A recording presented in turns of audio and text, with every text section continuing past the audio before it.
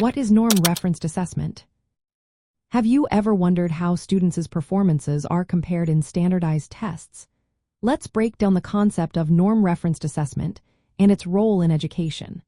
A norm-referenced assessment is a standardized test that compares a student's performance to a specific group called the norm group.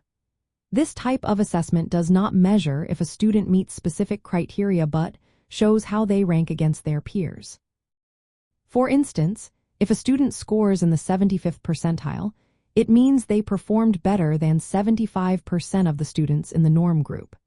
This ranking helps educators see where a student stands compared to others. Norm-referenced assessments often use a bell curve to categorize performance, identifying both high and low achievers within the group. The norm group is typically a representative sample from a larger population, like a state or national group. The scores from this group help set benchmarks for comparison. The main purposes of these assessments are to determine how a student compares nationally and to track their academic growth over time in relation to their peers.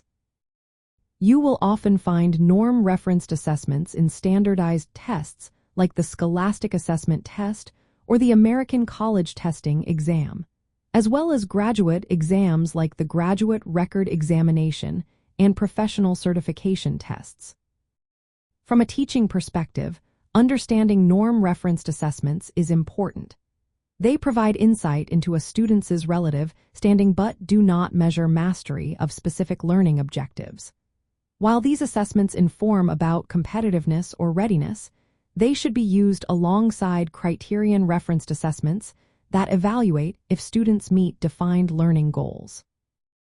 In the context of teacher certification and renewal, being knowledgeable about different assessment types, including norm-referenced assessments, is essential.